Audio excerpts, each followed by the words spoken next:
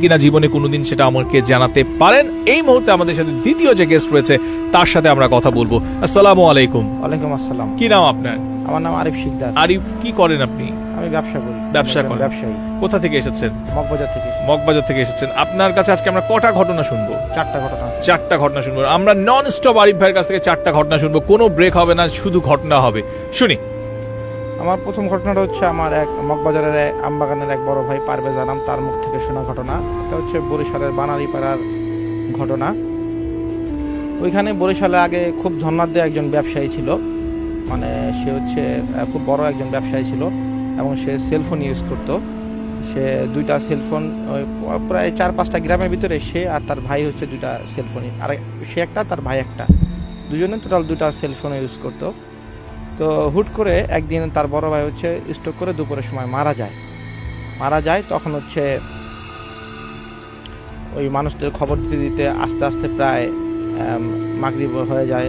এশারের পরে জানাজা ঠিক করে, তখন এশারের পরে জানাজা পড়ানোর পরে এশারের পরে তাদের পারিবারিক গর্ভস্থানে কবরের মাটি দেওয়ার ব্যবস্থা করা হয়।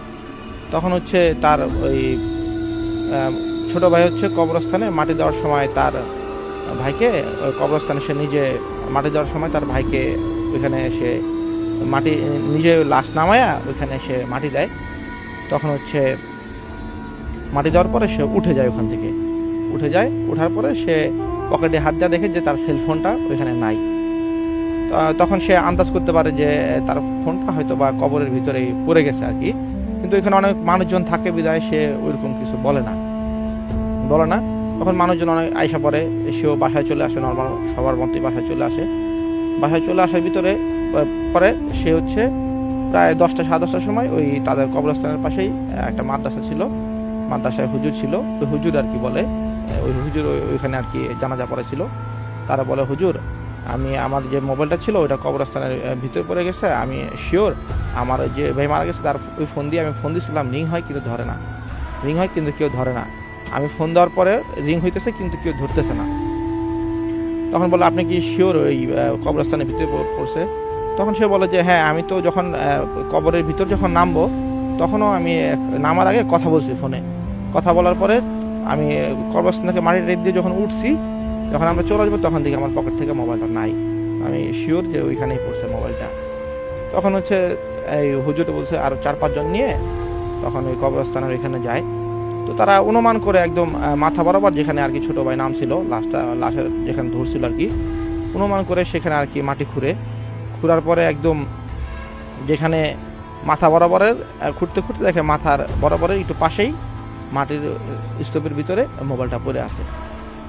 খুঁড়তে মাথা প্রায় অর্ধেকই মাথার সাইডটা খুঁড়ে ফেলে আর কি। খোঁড়ার পরে যে মোবাইলটা নেওয়ার পরে দেখে যে তার বড় ভাইয়ের মুখের লাশটা হচ্ছে মানে ঢাকা, মানে কবর দেওয়ার পরে সবসময় তো মুখের লাশ তারা মানে সবাই আর কি আমরা খুলে দিই আর কি, উন্মুক্ত করে দিই আর কি, মুখের কোনো ঢাকা কিছু থাকে না। কিন্তু তার ওই বড় ভাই ছোট ভাই তখন আন্দাজ করলো যে আমরা তো মুখ খুলে দিছিলাম, তো এই মুখ ঢাকা কেন, মুখ তো ঢাকা থাকার কথা না। তখন হচ্ছে তার মুখটা খোলার জন্য মুখের ওই পর্দাটা একটু সরাই দেয়, নামায় দেখে যে তার ওই বড় ভাইয়ের জিবলাটা তার ওই গলার সাথে পেঁচায় আছে, একদম জিবলাটা বের হয়ে গলার সাথে পেঁচায় আছে। তখন তারা তো এটা দেখে খুব ভয় পায়। তখন হচ্ছে তারা তাড়াহুড়া করে ওইখানে তারা মাটি দিয়ে দেওয়ার পরে ওই হুজুরা দোয়া পরে ওই যার বাসায় চলে যায়। কিন্তু সে তো ছোটো ভাই, মানে তার খুব খারাপ লাগে যে তার বড় ভাই কবরে যা দেখলো জিবলাটা গলার ভিতরে পেঁচায় আসছে, তার সে খুব নামাজ পড়ে দোয়া কালাম করে। তখন সে ওই রাইতেই ওই গ্রামে একটা অনেক বড় হুজুর ছিল, ওই হুজুরের কাছে যায়।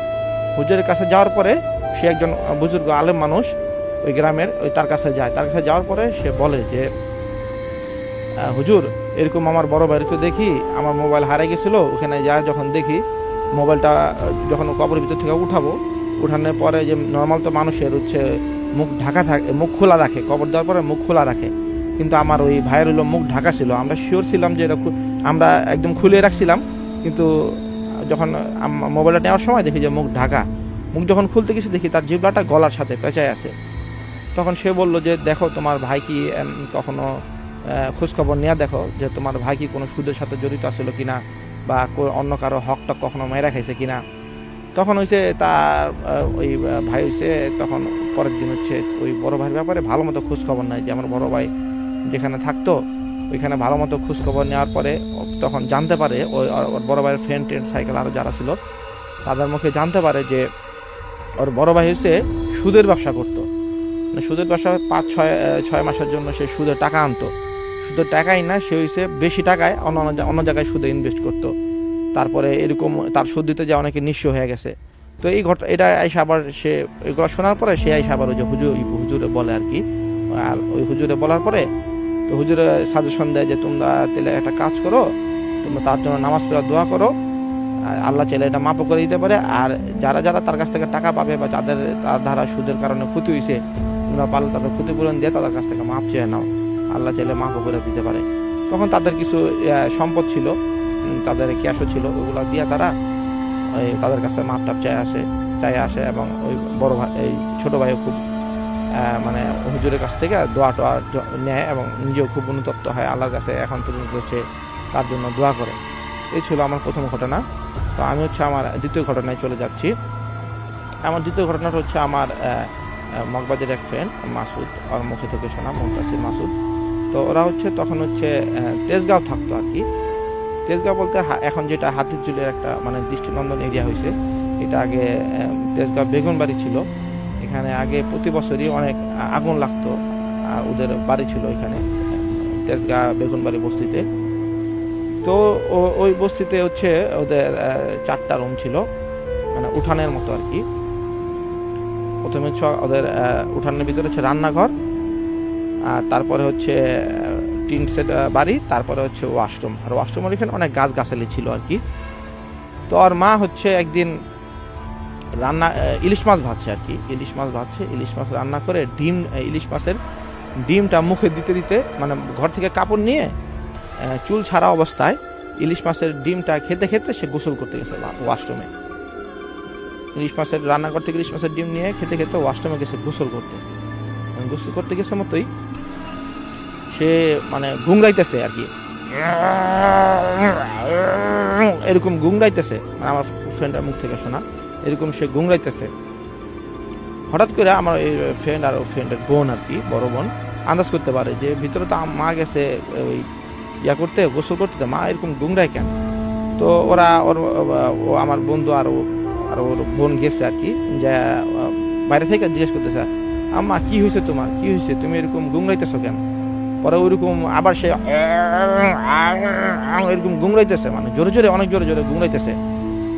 গুংরানোর পরে ওই মেয়ে হয়েছে ওই বাথরুমের দরজার ছিটকিরি হাত দিয়ে খুইলা ভিতরে ঢুকা দেখে ওর মার চোখ আগুনের মতো এত বড় বড় চোখ হয়ে গেছে আর টকটকা লাল হয়ে গেছে। তখনও ওর মা হয়েছে গুংরাইতেছে, এরকম করে গুংরাইতেছে। পরে ওর মার ওখান থেকে বের করে নিয়ে আসে। ওর মা আসে, পাশে ঝাড়ু ছিল, ওই ঝাড়ু দিয়া ওই আমার বন্ধুরে আর ওনার মেয়েরে আর কি, ছেলের মেয়ের আর কি ঝাড়ু দেওয়া বাড়ি দেয়। তারপরে এই থেকে পানি বালতি বলতে পানি ছিল, পানি দেয়া, পানি ফিকা মারে, বালতি ফিকা মারে, এরকম আর কি। তাদের সহ্য করতে পারতেছে না, তাদের চুল ধরা টানে আর চোখ এত বড় লাল হয়ে গেছে আর খালি গুংরাইতেছে, এরকম গুংরাইতেছে। পরে হয়েছে সে ধাপ করে সেন্সলেস হয়ে পড়ে। তখন হচ্ছে আশেপাশে আমার ফ্রেন্ডরা মানুষজন চাচা টাচা ওইগুলো সবাই ডাক দেওয়ার পরে ওর মা হচ্ছে একদম হ্যাংলা ছিল তখন আর কি, হ্যাংলা ছিল মানে একজন যে কেউ চাইলে একজন ওর মারে কোলে করে নিয়ে এক জায়গা থেকে আরেক জায়গায় নিয়ে যেতে পারবে আর কি, এত হ্যাংলা ছিল। তো ওইরকম একজন মহিলারে ওরা 4-5 জন মিলা আঙ্গাইতে পারতেছে না, মানে তার ভারী সহ্য করতে পারতেছে না, এতজন হয়ে গেছে একটা। এটা তো সবাই অবাক হয়ে গেল। তখন ওরা ধইরা ওর মারে ধইরা ওই সিএনজিতে, তখন তো সিএনজি ছিল না, মানে আমার বন্ধুর মুখ থেকে শোনা যে তখন বেবি ট্যাক্সি ছিল আর কি, ওই দরজা খোলা ছিল। তো কোনো মতে বেবি ট্যাক্সির ভিতরে ঢুকাইছে এই সেন্সলেস অবস্থায়। ঢুকানোর পরে ওই বেবি ট্যাক্সির ভিতরে ওর মার চোখ আর কি লাল হয়ে গেছে আর গুংরাইতেছে, এরকম গুংরাইতেছে। গুংরানোর পরে ওই বেবি ট্যাক্সির ভিতরে গুংরানোর পরে তারা অনেক মানে ধরে রাখতে পারতেছে না, 4-5 জন মিলা ধরে রাখছে, একটা শুকনা মহিলার কি ধরে রাখতে পারতেছে না। পরে অনেক কষ্টে আর কি তারা হসপিটালে নিয়ে গেছে, আলরাজি হসপিটাল। ওই হসপিটালে নিয়ে গেছে, নিয়ে যাওয়ার পরে ওই সিএনজির ভিতরে সেন্সলেস ছিল, জ্ঞান ফিরছিল, জ্ঞান ফেরার পরে এরকম গুঙাইতেছে, আবার সে ওইখানে সেন্সলেস হয়ে গেছে সিএনজিতে।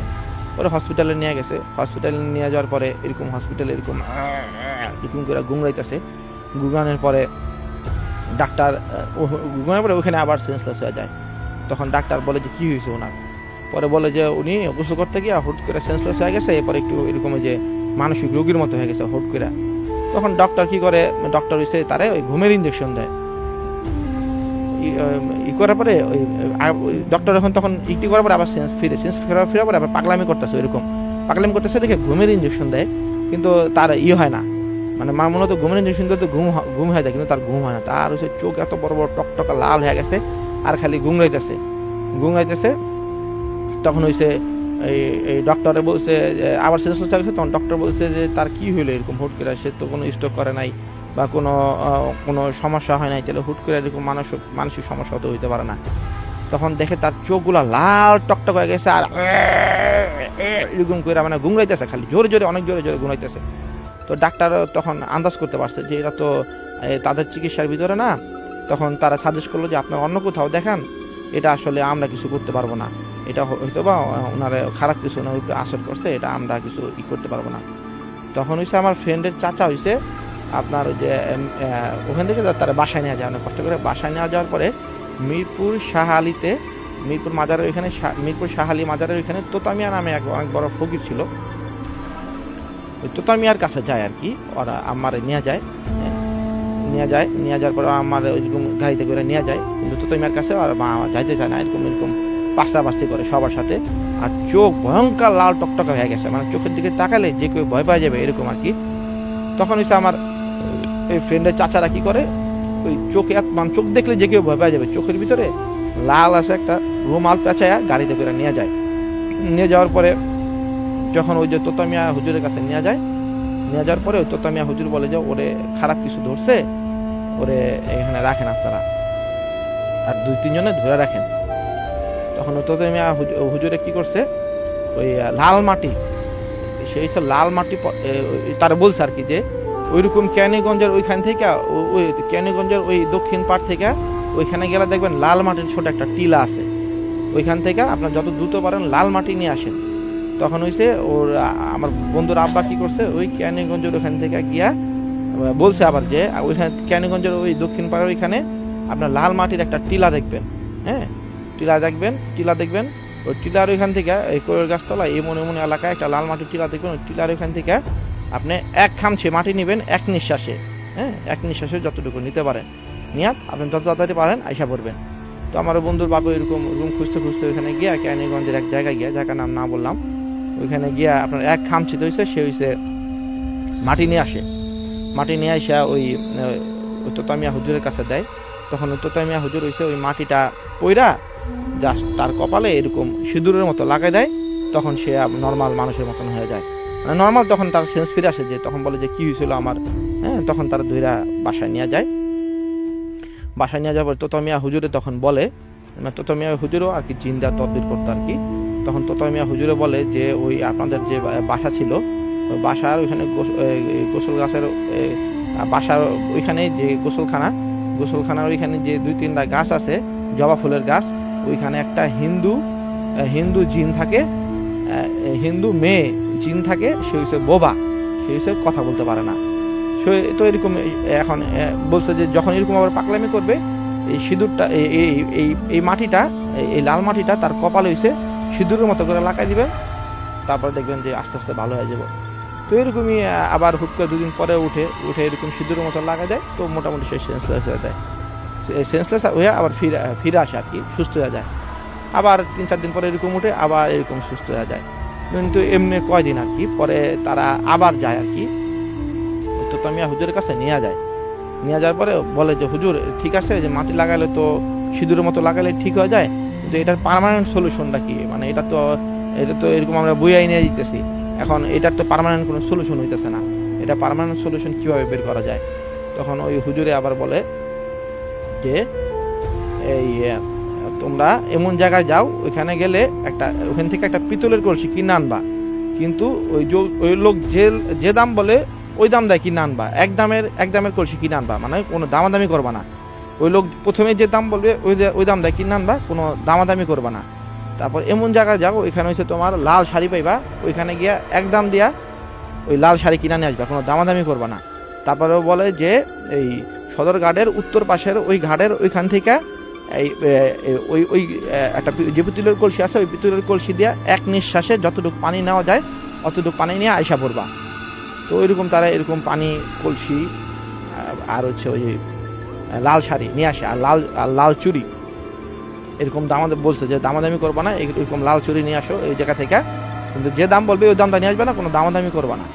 তো তারা হচ্ছে এরকম নিয়ে আসে ওই লাল চুড়ি, লাল শাড়ি আর হচ্ছে পিতলের কলসি আর ওই যে ওই পানি এরকম এক নিঃশ্বাসে বইরা নিয়ে আসে। নিয়ে আসার পরে হুজুরের কাছে দেয়, হুজুর এগুলা পয়রা টইরা তাদের সাথে তাদের বাসায় আসে।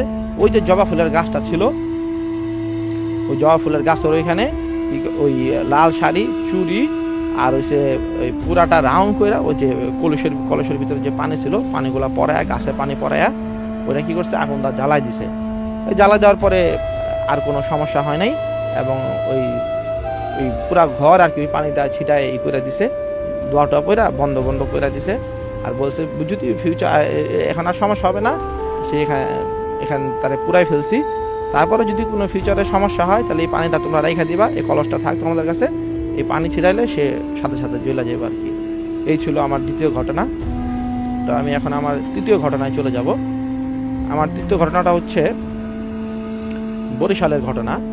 এটা হচ্ছে আমার বন্ধু মাহমুদুর রহমানের মুখ থেকে শোনা। এটা বরিশালের বাকেরগঞ্জের একটা ঘটনা। এখানে হচ্ছে ওর হচ্ছে ওর চাচা হচ্ছে এই শীতের সময় এই খেজুরের রস পাড়তে যাইতো আর কি। আবার আমরা নর্মাল সময় যদি খেজুরের রস হইতো, রস পাড়তে যাইতো আর কি। তো হচ্ছে একদিন এরকম বাসা থেকে বের হইয়া ওদের বাসা থেকে আর খেজুর গাছের ডিস্টেন্স হইল 5-7 মিনিটের মতো নাকি, 7-8 মিনিট এরকম আর কি। তো খেজুরের রস পাড়তে যাইতেছে, ওই তাদের বাসা থেকে বের হলেই ছোট একটা মাঠ আর কি। এই মাঠের পাশে হয়েছে খেজুর গাছ, বাম পাশে হয়েছে খেজুর গাছ আর ডান পাশে হয়েছে নদী। তো ওই চাচা হয়েছে যাইতেছে এই খেজুর গাছের ওখানে খেজুরের রস পাড়তে যাইতেছে। এখন খেজুরের রস পাড়তে যাবে, তখন দেখে যে ওই নদীর পাশে যে মাঠটা, মাঠের ওইখানে দেখে 1 হাত কি 1.5 হাত হবে 3 জন ব্রাহ্মণ আর কি। দূর থেকে দেখলে মনে হবে যে কোনো বাচ্চা ছেলে আর কি, কিন্তু 3 জন ব্রাহ্মণ বয়স্ক, তারা একসাথে এক সিরিয়ালে হাইটা যেতেছে।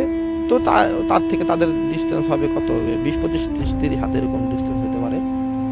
হাইটা যেতেছে, তখন ওই চাচা আবার ওই জ্যোৎস্না আলো জোনাকি আলোতে দেখছে যে 3 জন লোক হাইটা যেতেছে, 1-1.5 হাত ছোট হাইটা যেতেছে। তখন হচ্ছে ওই চাচা আবার তাদের দেখে দূর থেকে দেখে জিজ্ঞেস করে, এই তোমরা কারা, তোমরা কই যাও? তখন ওই লোকগুলো আছে 3 জন একসাথে ঘুরে দাঁড়াইছে চাচার সামনে। তখন ওই চাচারে ওই 3 জন ব্রাহ্মণ বলতেছে যে আমরা তোরে চিনি, তুই অনেক ভালো লোক, তুই তো এই গ্রামেই থাকোস, আমরা ওই গ্রামেই থাকি, আমাদের যে তুই দেখছোস আমরা হইলাম জিন, এরকম নাম কইলো। হ্যাঁ, এক একজনের নাম কইলো, পাতালপুরীর কি জিন এরকম এক একজনের নাম কইলো আর কি। হ্যাঁ, আমার নামটা খেয়াল মনে পড়তেছে না। এরকম বললো যে আমরা এই গ্রামেই থাকি, তো তুই যে আমাদের দেখছোস, তো এটা তুই কাউরে বলবি না, বললে কিন্তু তোর সমস্যা হইব। তখন ওই চাচা আবার বলে যে না আমি কারো বলবো না, আমি বলবো কেন? পরে ওরা একটা হাসি মুসকি হাসি দিয়ে ওরা হইছে ব্রাহ্মণগুলো হইছে ওদের গ্রাম থেকে হাঁটতে হাঁটতে পাশের গ্রামে চলে গেল। ওই পাশের গ্রামে যখন যাইতেছিল, তখন চাচা দেখলো কি, চাচা খেজুর গাছ ওই খেজুর গাছ তলায় ওই খেজুরের রস যখন নিবে ওই গাছের তলায় খাড়ায় দেখলো কি, যে ওই ব্রাহ্মণগুলো হইছে এই গ্রাম থেকে যখন ওই গ্রামে যায় এক একটা বিশাল দৈত্যর মতো হয়ে গেল গা। মানে ওদের গ্রাম থেকে, চাচার গ্রাম থেকে যখন পাশের গ্রামে যাবে, তখন দেখে বিশাল বড় বড় দৈত্যর মতো হয়ে গেছে। মানে কি এমন বড় যে দাদাদের ওইখানে বিশাল বড় বড় কড়ই গাছ আছে, অনেক বড় বড় কড়ই গাছ আছে।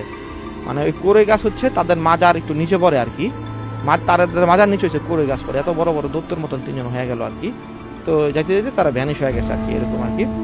তো চাচা হইছে, তো এটা দেখে ওই দিন ভয়ে আর হইছে সে খেজুরের রস পারে নাই, সে হইছে বাসায় আসা পড়ছে। তার তো জ্বর, অনেক জ্বর।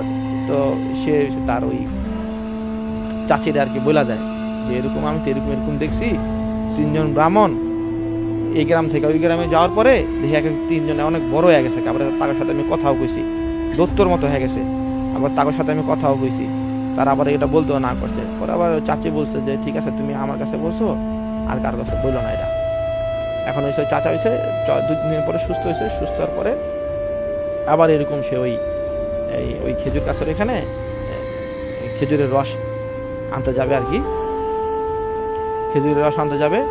এখন হয়েছে ওই খেজুর গাছে উঠে সে যাইতো আর কি আজানের 1.5-2 ঘন্টা আগে আর কি, গ্রাম দেশে তো ঘুমাইতো, ইশারে পর পরে ঘুমা যায়, তো ঘুম ভেঙে গেলে তখন সে আর কি যাইতো 1-1.5 ঘন্টা আগে আইসাই আর নামাজ টামাজ পড়তো আর কি।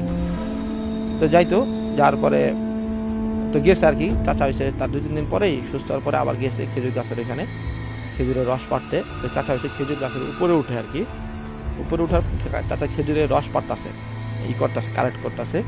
তো চাচা নিচে দেখে কি একটা বিলাই ম্যাও ম্যাও করতেছে, মানে অনেক জোরে জোরে ম্যাও ম্যাও ম্যাও করতেছে আর কি। তখন মানে চাচার খুব বিরক্ত লাগতেছে যে এত এর ভিতরে একটা বিড়াল ম্যাও ম্যাও করতেছে।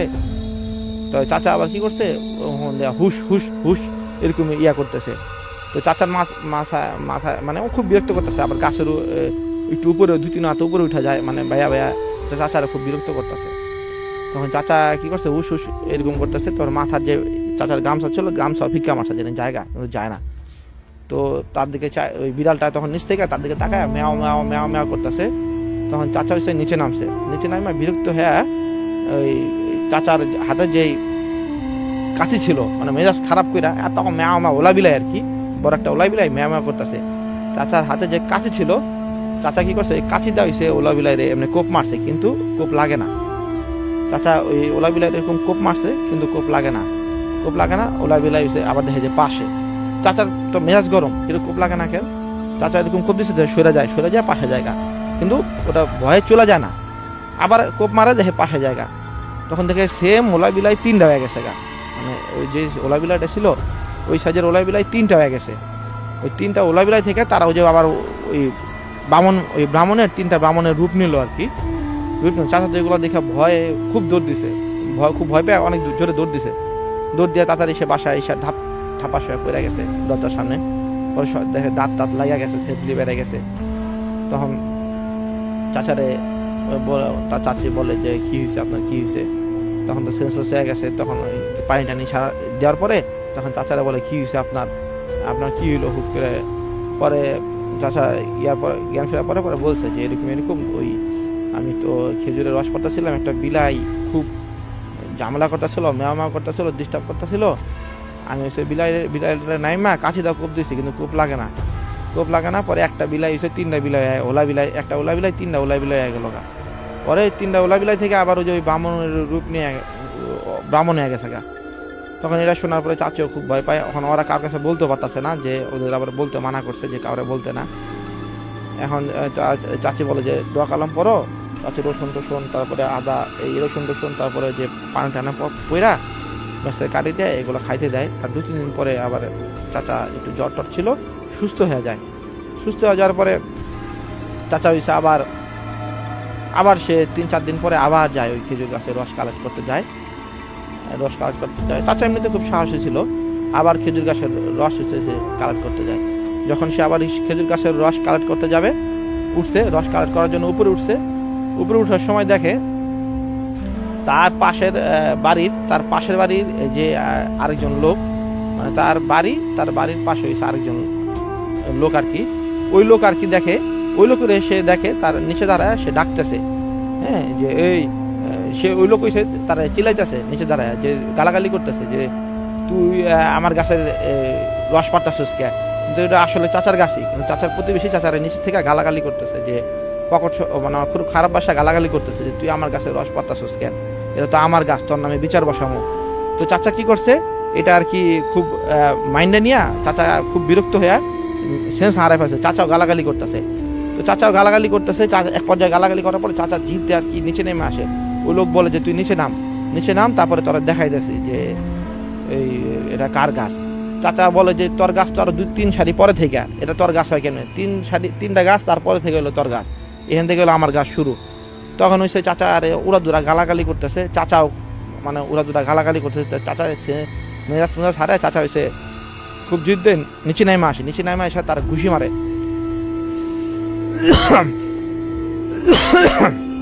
চাচার ঘুষি মারে, চাচা হয়েছে তারা ঘুষি মারে আর কি। দুজনে খুব পাস্তাপাস্তি করে। তো চাচাও ছিল হ্যাংলা, সেও ছিল হ্যাংলা। হ্যাঁ, চাচার থেকে তার বয়স আরো বেশি ছিল, কিন্তু চাচা তার সাথে কিছুতে পায়রা উঠতেছে না, মানে খুব দস্তাদস্তি করে। ও দস্তাদস্তি করতে চাচার মানে ধুমবারে হয়ে যেতেছে, মানে আর 2 থেকে 3 মিনিট দস্তাদস্তি করলে মনে হয় তার শ্বাস বেড়ে যাবো আর কি, শ্বাস বেড়ে সে মারা যাবো, এরকম অবস্থা হয়ে গেছে। তো দস্তাদস্তি করতে চাচারে একদম নদীর যে পাশেই, এই খেজুর গাছের এই পাশেই, মাঠের পাশে ছিল নদী আর কি, একদম নদীর পাড়ে নিয়ে গেছিল। মানে আর মনে হয় 1 মিনিট দস্তাদস্তি করলেই বা 40-50 সেকেন্ড দস্তাদস্তি করলেই এই পানির ভিতরে চাচারা নামায় লাইতো। আরই তখন ফজরের আজান হয়েছে, তখন তো ধাপ করে দেখে চাচা যার সাথে দস্তাদস্তি করতেছিল সে কিছুই নাই, হঠাৎ ভ্যানিশ হয়ে গেল, কিছুই নাই। তখন চাচার তো জোরে জোরে শ্বাস নিতেছিল, চাচার তার একটু দুমি বেড়ে যেত। তখন চাচা বুঝতে পারছে যে এটা তো নর্মাল কিছু না, এটা তো ওই আমার পাশের বাসার কেউ না, এটা তো ওই যে ব্রাহ্মণ, ওরা কি হইতে পারে। তখন চাচা কি করছে, চাচা আস্তে আস্তে করে এই বাসায় চলে যাওয়ার পরে আবার তখন সে চাচির এটা বলে না, যে এই কাহিনীটা বলে না, যে এরকম কাহিনী হয়েছে, এটা চাচিরা বলে না। তখন চাচা এরকম 2-3 দিন অসুস্থ থাকার পরে চাচার খুব জ্বর আসার পরে চাচা 2-3 দিন খুব অসুস্থ থাকার পরে 3-4 দিন পরে আবার চাচা ওই তখন ওই 3-4 দিন পরে গিয়া চাচিরে বলে যে এরকম 3-4 দিন আগে তো এরকম আমি গেছিলাম ওই যে খেজুরের রস পাড়তে, কিন্তু ওই রস পাড়তে গেছে মতো যে পাশের বাসার যে জামিলা ছিল ও তো আমার নিচ থেকে অনেক গালাগালি করছে, আবার আমিও গালাগালি করছি, কারণ নাইমা যখন দুজনে নামার পর দুজনে অনেক ঘুষা মারামারি করছি, অনেকক্ষণ, আধা ঘন্টা 1 ঘন্টা মতো মারামারি করছি। যখন ফজর আজান দিচ্ছে দেখি কেউ নাই, ওই বামন বা কোনো জিন টিন খারাপ কিছু ছিল। তখন ওই চাচি বলে যে আপনি অদা করেন, আপনি আর কোনোদিন এই রাত্রেবেলা হয়েছে আপনি ওই খেজুরের রস বা রাত্রেবেলা কোনো কিছু পারতে যাবেনই না। আর এটা তো আমরা তো কেউ না করছে, কইলে তো আরো সমস্যা বেশি হইব, কারকম আমরা এগুলো নিয়ে তারা টেনশনে করে যায়। তো চাচা অনেক দিন হয়ে যায়, কয়েক মাস হয়ে যায়, আর রাতে যাই না, মানে ওই খেজুরের রস পাড়তে বা কোনো রাত্রে সে বেরিয়ে হয় না, ঘুমা যায়, একদম ফজরের সময় নামাজ পড়তে ওঠে আর কি। তো এরকম একদিন ভর দুপুরবেলা চাচা তাদের বাড়ির বাড়ি থেকে সামনের বাড়ির তার পাশে একটা ঘাটা আর কি, ওই ঘাটার ওইখানে বড় বড় বাঁশ যাচ্ছিল, ওগুলা চাচাদের জমি, বড় বড় বাঁশ যাচ্ছিল। তো চাচা বাঁশ যারে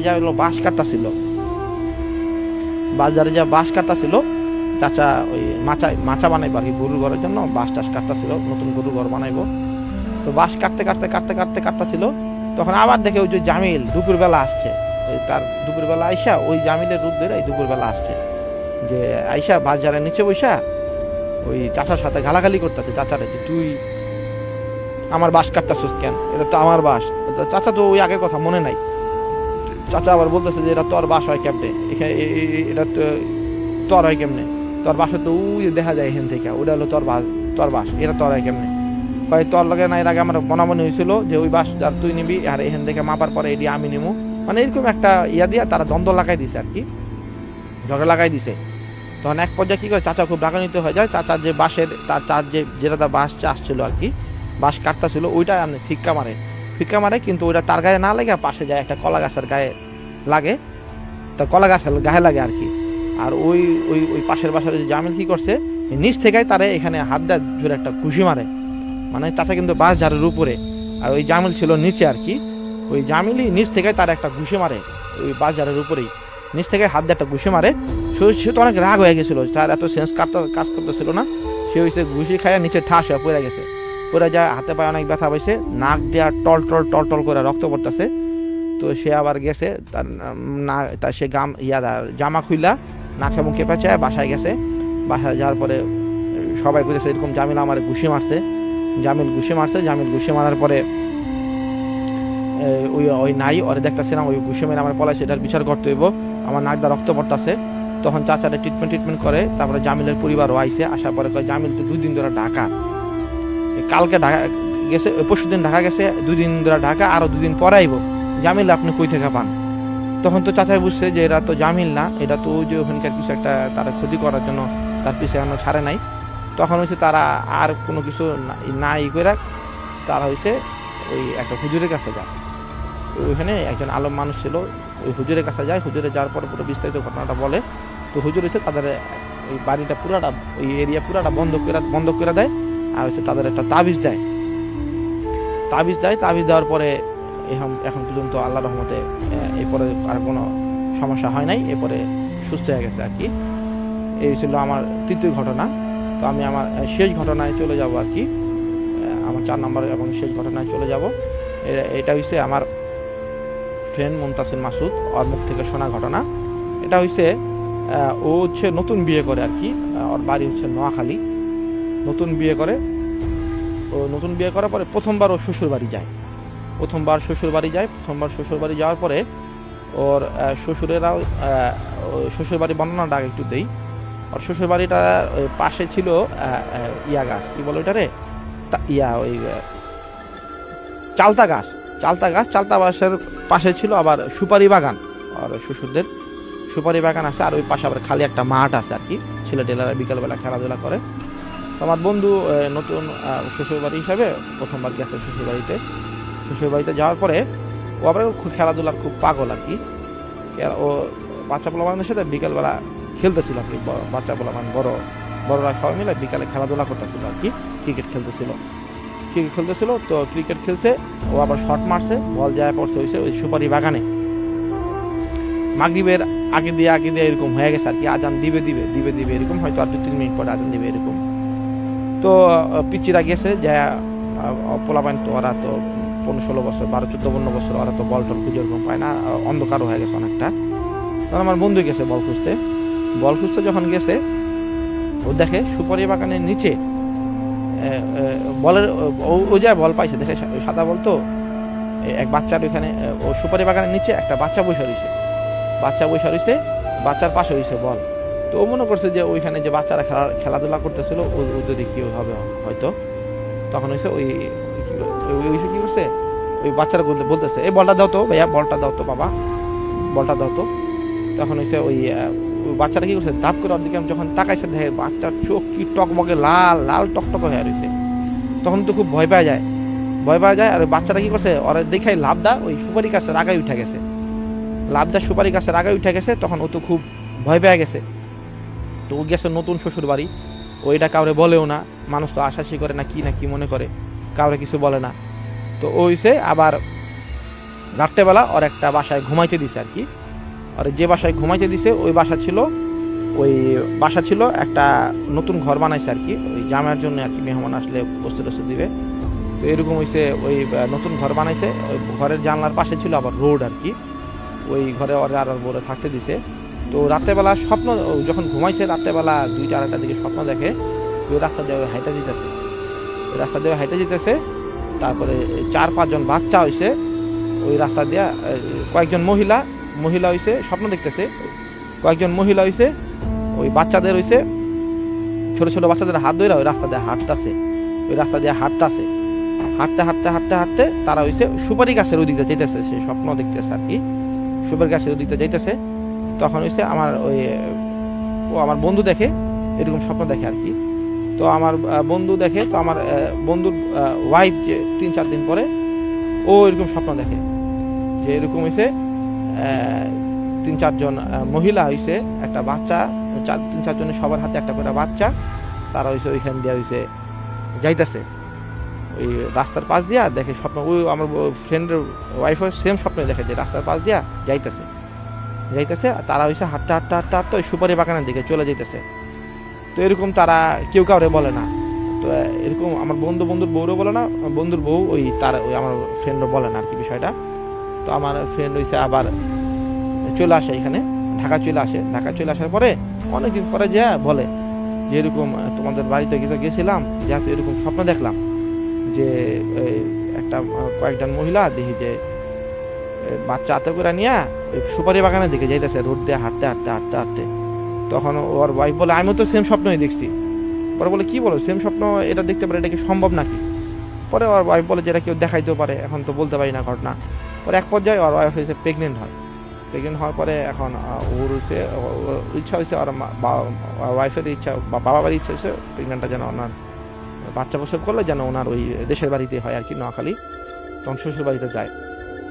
যাওয়ার পরে একদিন শ্বশুর বাড়িতে যায়, আবার ওই ঘরে থাকে। ওই ঘরে থাকার পরে আবার ওরা দুজনে আবার সেম স্বপ্নই দেখে যে ওই মহিলা, কয়েকজন মহিলা হয়েছে বাচ্চা হাতে করে নিয়ে যায়, হাঁটতে হাঁটতে হাঁটতে হাঁটতে ওই সুপারি গাছের দিকে যাইতেছে।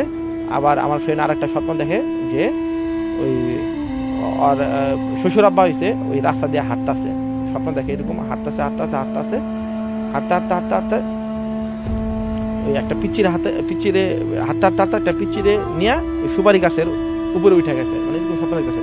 কিন্তু এটা মিনিং কি কেউ কিছু বুঝতেছে না। তো এটা হচ্ছে ওই আর বাবারে আর কি সকালবেলা দুজনে শেয়ার করে যে এরকম হয়েছে। পরে ইয়ারা আর কি ওর শ্বশুরা বলে যে এটা নর্মাল কোনো ঘটনা হইতে পারে, এটা নিয়ে টেনশন করো না, হয়তো বা ঠিক হয়ে যাবে। পরে এক পর্যায়ে আমার বন্ধুর বাচ্চা হয়, কিন্তু বাচ্চা হয়েছে প্রচুর কান্না করে আর কি, প্রচুর কান্না করে, রাত্রেবেলা সারা রাত কান্না করে, মানে ঘুমায় না। তখন তারা হয়েছে শিশু হাসপাতালে নিয়ে আসে ঢাকার। আর শুকায় এরকম কেরা হয়ে গেছিল, পুরা শুকায় হাড্ডি বেড়ে গেছে, মানে 3-4 মাসের বাচ্চা, মানে কিছু খাওয়া দাওয়া করে না, সারা রাত কান্না করে। তখন হয়েছে আমার ফ্রেন্ড হয়েছে শিশু হাসপাতালে নিয়ে আসে ওর ওই বাচ্চারে, প্রথম বাচ্চা নিয়ে আসার পরে ওর ওই শিশু হসপিটাল থেকে ডাক্তাররা বলে দিচ্ছে যে আসলে এই বাচ্চার তো আমরা ইয়া করতে পারতেছে না, এর তো লাস্ট স্টেজে আছে, আমরা উড়ে খুব জোরে হাফাইতেছিল আর কি, শাসাইতেছিল, যেহেতু লাস্ট স্টেজ আছে আমরা তো কিছু করতে পারবো না, যে কোনো সময় ও মারা যেতে পারে, হয়তো বা 2-3 দিন এরকম বাঁচতে পারে। আমাদের কাছে এটা আমাদের কোনো চিকিৎসা নাই, আপনারা যদি পারেন তাহলে অন্য কোথাও নিয়ে দেখতে পারেন, কিন্তু আমরা কোনো চিকিৎসা এটা করাইতে পারবো না। তখন তারা কান্নাকাটি করে বাসায় আসার পরে তাদের ওইখানে মেয়ের যে শ্বশুর ছিল ধার্মিক টাইপের ছিল আর কি, সে তখন বলে ডাক্তার যখন কিছু করতে পারবে না, তখন আমরা অন্য ডাক্তার কাছে গিয়ে দেখি। তখন অন্য ডাক্তার কাছে নিয়ে গেছে, নোয়াখালীতে এক ডাক্তারের কাছে নিয়ে গেছে নাবিস করে দিকে। তখন ওই ডাক্তারও সেমি বলছে যে আমরা এটা আসলে এখন আর কিছু করার নাই, এখন আল্লাহ যে কদিন বাঁচায় রাখে। তখন হয়েছে তারা কি করবে এখন, তারা তাকে হুজুরের কাছে গেছে। পরে ওই হুজুরে তখন বলে যে তাদের এরকম, তাদের অনেক আনার পরে তাদেরকে আর কি এরকম 12টার বসায় হুজুরে বলে যে এখানে নাকি ওই যুদ্ধের সময়, পাকিস্তানের যুদ্ধের সময় নাকি ওই যারা পাকিস্তানি হানাদার বাহিনীরা ছিল, তারা ওই গ্রামের যত গর্ভবতী মহিলা ছিল তাদেরকে ওইখানে আইনা পেট ফাইরা নাকি ওই বাচ্চা নাকি বের করে ওইখানে নাকি দাফন করা হয়েছে। এই জন্য ওইখানে মানে ওইখানে কোনো বাচ্চা এই থাকলে বা গর্ভবতী কোনো মহিলা থাকলে তারা এটা আসলে সহ্য করতে পারে না, বা নিউবর্ন কোনো বেবি থাকলে তারা এটা সহ্য করতে পারে না, কারণ তারা তো ভূমিষ্ঠ হতে পারে না। তারা ভূমিষ্ঠ হওয়ার আগে পাকিস্তানি হানাদার বাহিনী তাদের এটা মেরে ফেলছিল ওইখানে, এবং তাদের ওই সুপারি বাগানের ওইখানে তাদের একসাথে মানে গণকবর দেওয়া হয়েছিল। তো তারা হুজুরা সাজেস্ট করে যে একটা তাবিজ দেওয়া দেয় আর কি, তাই দুজনেই তাবিজ দেওয়া দেয়, মার এবং মার বেবির তাবিজ দেওয়া দেয়। তাবিজ দেওয়ার পরে এবার আর সমস্যা হয় নাই কোন দিনই। আর ওখানে বলে দিচ্ছে যে তোমরা ওইখানে আর যাও না, মানে বাচ্চা বড় হওয়া না পর্যন্ত ওইখানে আর যাওয়া দরকার নাই। 16 বছরের আগে তোমরা ওই গ্রামের বাড়িতে আর যাও না, এখানে গেলে 16 বছরের পরে যাও, বা 15-16 বছরের পরে যাও আর কি। তখন হয়েছে তারা এখন পর্যন্ত আমার ওই ফ্রেন্ডের বাচ্চা, মাসুদের বাচ্চা আলহামদুলিল্লাহ এখন পুরোপুরি সুস্থ, হাটে বাচ্চা খেলাধুলা করে। তো তারা ওই 15-16 বছর না হওয়া পর্যন্ত তারা গ্রামে আর যাবে না। এই ছিল আমার শেষ ঘটনা। অনেক অনেক ধন্যবাদ ভাই আমাদের সাথে ঘটনাগুলো শেয়ার করার জন্য। নিশ্চয়ই ভবিষ্যতে দেখা হলে আবার অন্যান্য ঘটনাগুলো আমরা আপনার কাছ থেকে শুনবো। Thank you. কথা হচ্ছিল আমাদের আজকে দ্বিতীয় অতিথির সাথে। সো এই যে ঘটনাগুলো আমরা শুনছি এগুলো পুরোটাই স্বাভাবিক ঘটনা না, বিভিন্ন সময় বিভিন্ন জায়গায় এই অদ্ভুত বা ভুতুরে ঘটনাগুলো ঘটে থাকে। আর আমাদের এখানে যারা আসেন তারা কিন্তু কষ্ট করে এসে আপনাদের কাছে এই ঘটনাগুলো শেয়ার করেন শুধুমাত্র আপনাদেরকে এন্টারটেইন করার জন্য। সো এই ঘটনাগুলো যখন আপনি শুনছেন, এই ঘটনাগুলো যখন আপনি উপভোগ করছেন, তখন আমরা শুধু আপনার কাছ থেকে একটা জিনিসই চাইছি, সেটা হচ্ছে একটু রেসপন্স করবেন। তো অনেকে কিন্তু রেসপন্স করেন, আবার অনেকে আছেন বছরের পর বছর রেডিও শোনেন কিন্তু রেসপন্সটা করেন না, শুনতেই থাকেন। তো আমরা দেখি কারা রয়েছেন আমাদের সাথে জয়েন করেছেন। এদিকে নিলয় বলছে, উদয় ভাই ভালো আছেন? আলহামদুলিল্লাহ ভালো আছি। সীমান্ত বলছে আজকের ঘটনাগুলো বেশ ভালো লেগেছে, অনেক ধন্যবাদ আপনাকে সীমান্ত। রানা বলছে আমি আছি আপনাদের সাথে।